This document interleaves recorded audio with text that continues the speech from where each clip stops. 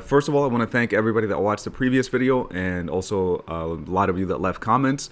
That was very kind of you, and I really appreciate it. Today, I want to get into a video where it's going to be a little bit more podcast style. So I'm not going to be putting a ton of photos up or anything like that, not any crazy transitions. It's going to be very straightforward, informational. If you want to listen to this while you're doing the dishes or while you're out on a walk or anything like that, feel free. This is one of those videos where there's going to be a lot of information, not as much production value. And with that, let's go ahead and get started. In today's topic, what I wanted to get into is the truth about being a wedding photographer. I think a lot of people have a perception of what being a wedding photographer is, and it may or may not be in line with exactly what it is. So I made a list, and it was a lot longer than I expected because I ended up sharing it with a few photographers and they put in a few things. So the very first thing that I want to mention is that I'm not here to sell you a dream. I'm not here to tell you that wedding photography is amazing. You get to show up to photo shoots and everything is perfect and everything is great. That's not the case. There is going to be some things that I'm going to mention that are not exactly the most ideal things about this job.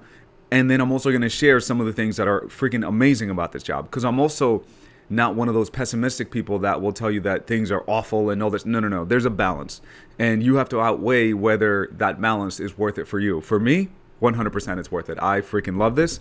But I'm also going to give you some of the things that I could do without. This is one thing that I think that the very first thing that I put, I genuinely enjoy, which is customer service. If you think that wedding photography is taking photos, you're going to be a little bit mistaken, because a very small portion of what we do is taking photos. A big portion of it is going to be customer service and how you treat people who, A, are about to book with you, B, are just browsing around, or C, have booked with you.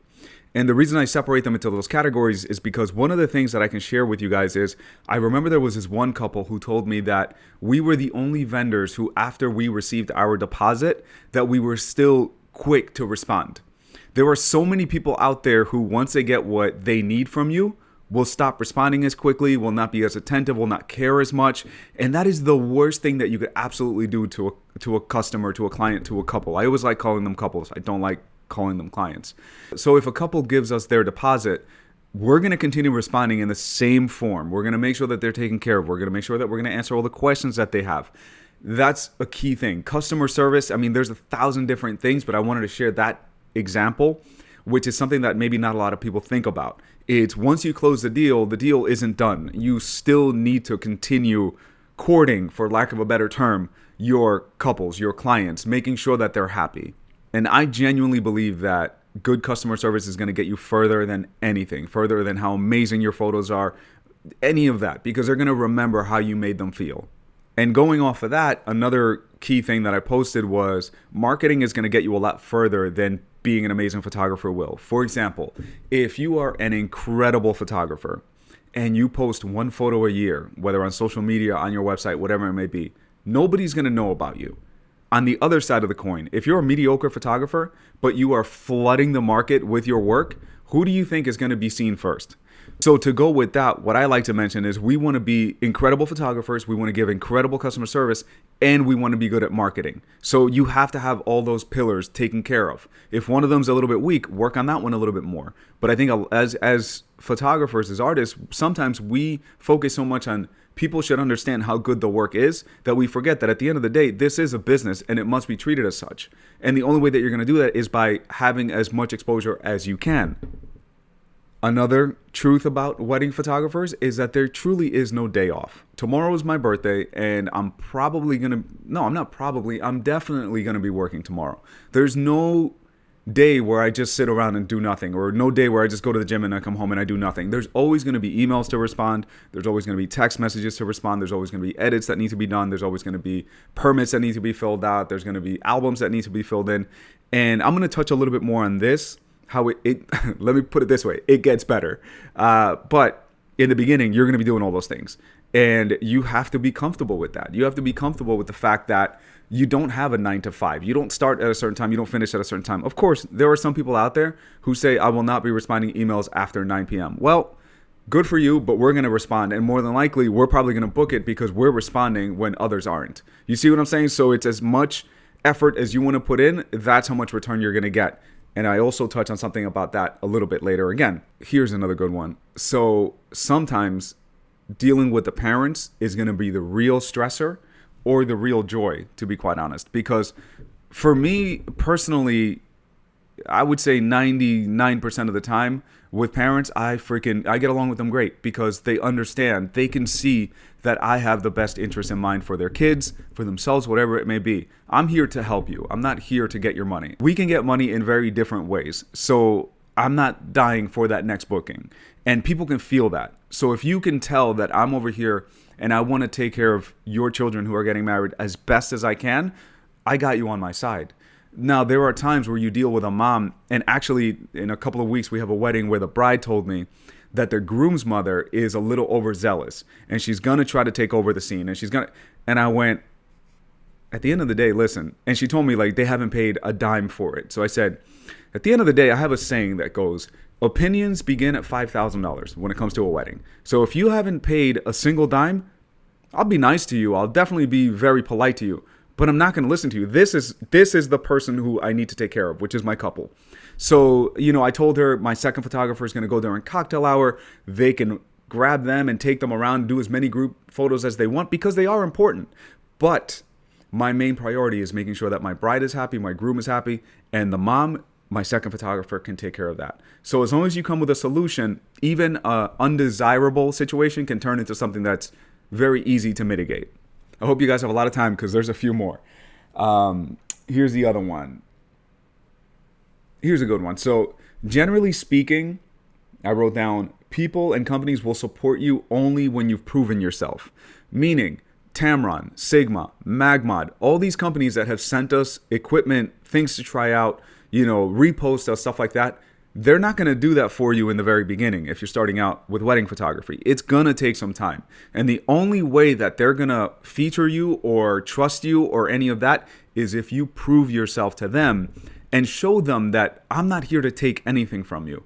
I'm purchasing these things anyway, or I'm going to try these things out anyway. This is something that I'm passionate about. If you show companies that, they will trust you eventually. It just takes time. And same thing with, your family. Your family, you're going to think that in the beginning, they're supposed to be your biggest fans, the people that root for you the most. And the reality is that they probably won't, because I'm gonna get a little deeper with this. They've had dreams too.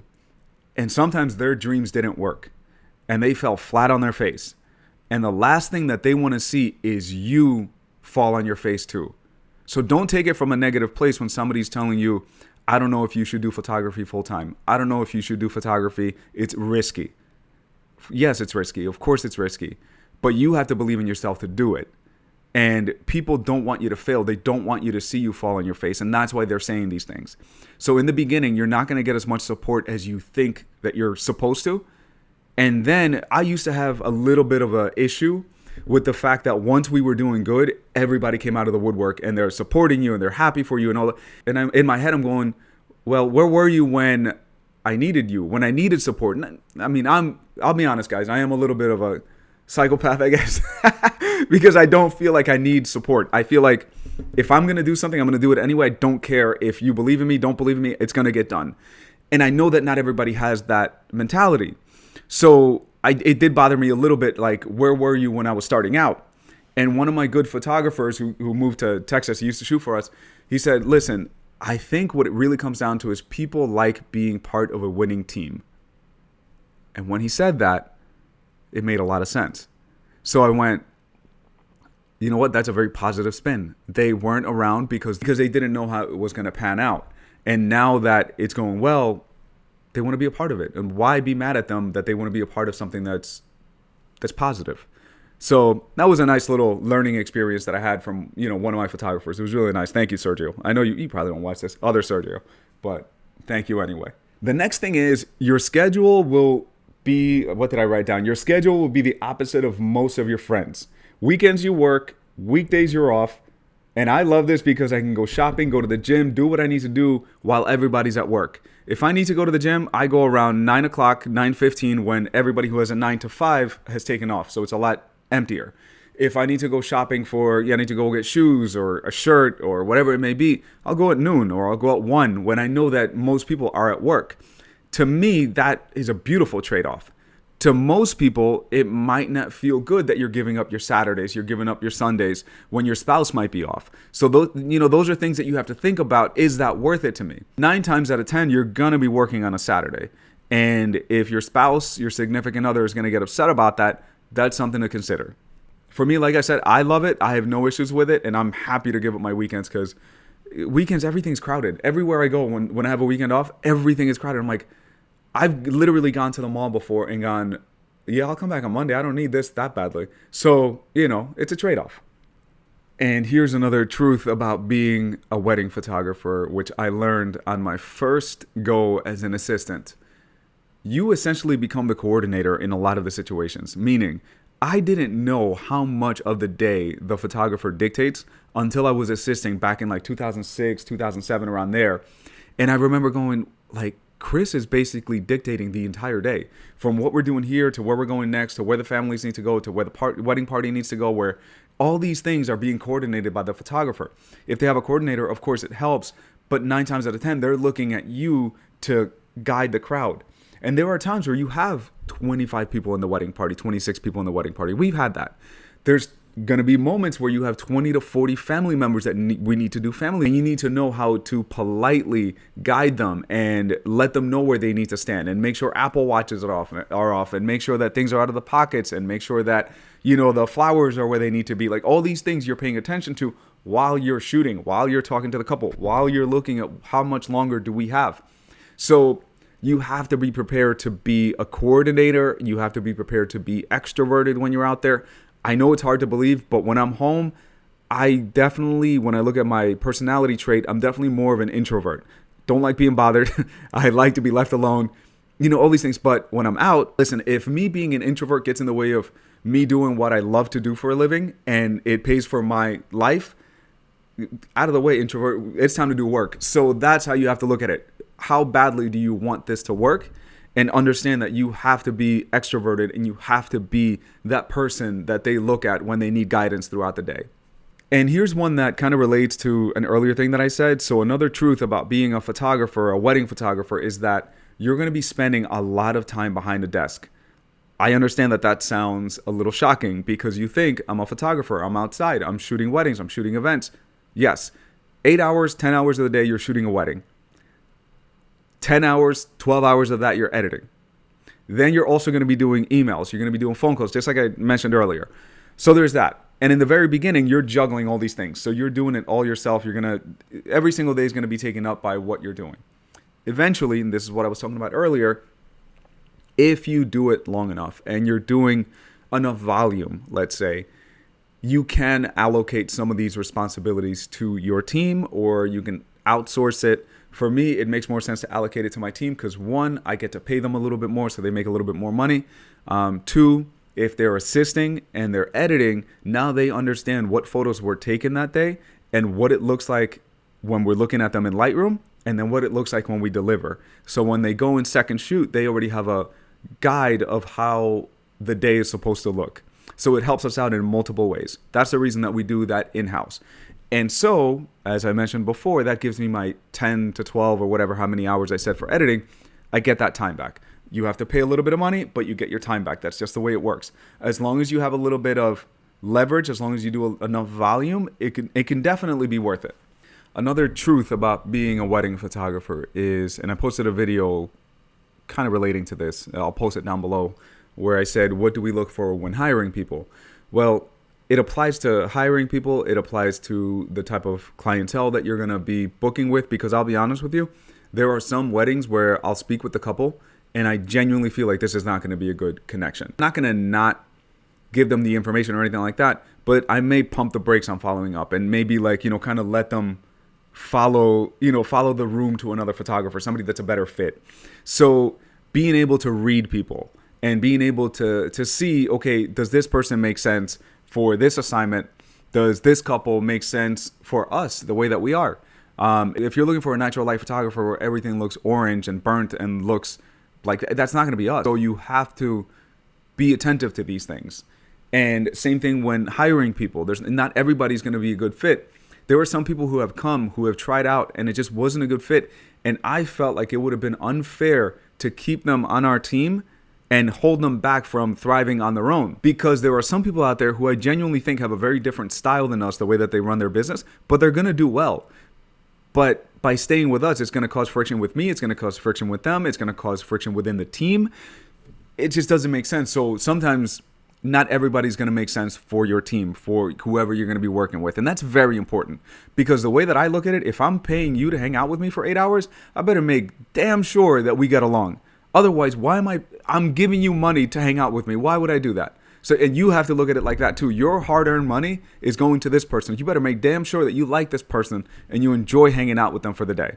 And not only that, I also wanted to add a little extra. My girl has been complaining a little bit about things that have been going on at her job, right? And I do blame the person for being I was going to curse. I do blame the person for being unreasonable. But I blame whoever is ahead of them even more, because they're the ones that hired this idiot and put them in an environment where everybody is complaining about this person. So what do I mean by that with being a photographer? If I send Derek out and I send Joseph out to go shoot, and they're my lead and second photographers, and then I send an assistant who is just an idiot, and no disrespect to idiots, but I'll send a person who may not be a good team player, or is out, grabbing a drink when there's photos going on and you're supposed to be, first of all, you're not allowed to drink on our jobs, alcohol. So grabbing a regular drink, while they're doing bride and groom portraits and he's out there, at the bar, or, grabbing something. It's like, this isn't the time. Your lead photographer will let you know. But someone like that, it would be my fault for hiring that person. It's not Derek's fault. It's not Joseph's fault. It's my fault for hiring that person and sending them with my team.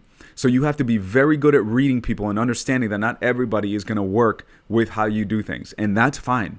There's plenty of work for everybody. That person is going to find work somewhere else, and that's fine. It's just not going to be with us. And that's, one thing that you really have to be attentive to, and trust your instincts too, because when somebody makes you feel a certain way, listen to that. All right, there's three more notes.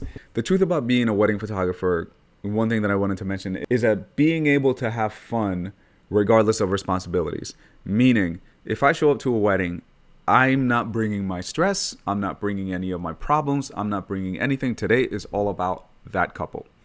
And that's something that we need to remember. Nobody cares about your problems. Nobody cares about my problems. What they care about is that you're taking care of them. There's a saying that to everybody, they are the most important person in the world. Meaning, you are the most important person in your world. Your spouse is the most important person. She is the most, or he is the most important person in their world. So when you show up to a wedding, none of your problems matter. Leave them at the door and go in and have a good time. Your problems are still going to be there when you leave that wedding. So deal with them then. What I mean by that is sometimes I tell my photographers, if it's usually the groom, if the groom's energy is down here, the worst thing that you can do, and your energy is up here, the worst thing that you can do is come down and meet them down there, and the whole day is just, boring or not fun or whatever the case. At the very minimum, if your energy stays up there, you can bring them up halfway, and at least they're in a better mood than when you showed up. So keeping that positive energy and keeping that fun enthusiasm throughout the day is extremely important. This is a place that you're going to be spending a lot of your life in. Why not set the tone that when I show up to work, we're going to have a good day?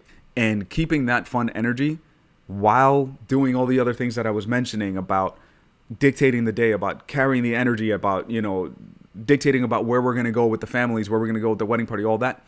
It's important. It's very important. You're going to have a bridesmaid that's going to go, well, my photographer did this. And I, in my head, I'm going, well, I don't know, go and find him. But this is what we're doing. Come, we're going this way. I just let things bounce off of you. Just keep your day moving and keep your positive attitude. You're going to have a good day. And this is one that Derek mentioned, is there are going to be times where you're shooting a wedding and you think you're going to sit down with the guests, you're going to eat, you're going to enjoy yourselves. Because the movies, sometimes they paint it that way, right? That's not the case. Sometimes you're going to show up, it's going to be a room in the back, and you're going to have about 5 minutes to eat, and then they're going to call, hey, they were about to do the speeches. And for me, as a lead photographer, I'll jump up and I'll say, you guys finish eating, I'm going to go do this. And then if they're still going and you guys are done, we're going to switch. So it's not the end of the world. I'm a 38-year-old man. If I need to eat really quickly and go to work, that's fine. It's an 8-hour, 10-hour day. I'm going to go and do what I need to do. And on top of that, we always carry our own snacks. I mentioned that to the team. Don't rely on other people to feed you. You're an adult. And I know I'm going to get some crap about this in the comments, very possibly, but at the end of the day, you're an adult. Feed yourself. It's not up to the venue to make sure that you're fed. It's not up to the coordinator to make sure that you're fed. You're a grown-up. Figure it out. And I'll say this, 95% of the time, the venue, the coordinator, whoever, they're going to take care of you. You're going to eat. But there are going to be times where it's going to be a 5-minute quick little stint and you're going to get back to work. That's fine. We're here to work. I'm not here to eat. I'll eat comfortably when I get home. I'm going to have some In-N-Out. I'm going to grab a beer. I'm going to relax. And I'm going to transfer files while I'm watching YouTube or some sort of, TV show. So don't be a little baby. Don't be a little baby. Just figure it out. You'll be all right. Let me put it to you this way. And I wrote this in the notes too. I used to do construction back in the day. I would get paid 1/10 what I get paid now on a day. And we would get a 10, 15-minute lunch. I'm dusty as hell. It's exhausting. It's hot. It's humid. And if I'm not complaining with my meal then, I'm not going to complain now when I'm sitting down in a suit with my friends, shooting a beautiful wedding at a beautiful venue. And yeah, it might be cut a little short. Having a little perspective in life is a great thing. That's why I think that as you get older, you do learn a few more things. And that's one thing that I would love for you guys to listen to that. Is don't let those little things stress you out. Pack some snacks. Eat nice and quick. Take turns. It's not the end of the world. You guys are going to be fine and you're going to leave in a happy mood if you understand it's up to me to control what mood I'm going to be in. And here's the truth from a monetary standpoint. And I saved this till the end because I think it's a wonderful way of wrapping things up. From a monetary perspective, how much money you want to make as a wedding photographer is completely up to you. If you want to make a lot of money, you're going to take a lot of responsibility. If you want to make a little bit of money, you take a little bit of responsibility. If you want to make a medium amount of money, you're going to take a medium amount. You see where I'm going with this? There's a saying by Earl Nightingale, and it goes, "Our rewards will always be in the exact proportion to our service. If you don't like your income, you must devise ways and means of increasing your service." So, what do I mean by that? If you're shooting 10 weddings a year for yourself and you feel like that's not enough money, okay, I'm going to need to shoot 20 weddings. And instead of going, well, that's impossible, why don't you devise a plan and say, how can I shoot 20 weddings a year? How can I get my name out there more? Going back to marketing in the beginning. How can I maybe reach out to different vendors, reach out to coordinators, reach out to whoever you need to reach out to get your name out there? Because the possibilities, I'm telling you, are endless of how much money you can make if you want to take on that amount of responsibility. But don't say that I want to make $250,000 a year and then be mad because all you're doing is working. You need to figure out what balance makes the most sense to you and pursue as hard as you can to do that. I've had this moment of reflection recently when I thought about what am I going to do in my 40s. And I'm 100% going to continue doing photography. There's no doubt about it. But I know I'm not going to be showing up to every single wedding like for the most part that I've been doing in my 20s and my 30s. It's impossible. I'm going to get tired eventually. And that's why having my team, they understand that that's my goal. And I think that sharing that goal and that vision, sharing whatever goal or vision you have with whoever's around you that's helping you achieve it is paramount. Because now everybody knows what's going on and everybody knows what the deal is. There's no secrets. This is what's going on. So I think that to close on that, doing weddings, you can easily make 6 figures. I promise you can make 6 figures. There's a few people on our team who shoot their own jobs, and I know that they're breaking that number. Now, granted, in California, making 6 figures, unfortunately, is like making 30,000 in the rest of the country because it's pretty ridiculous to live out here. But that being said, everybody else, guys, whatever you want to do in life, you can do it. Just devise a plan and get to work.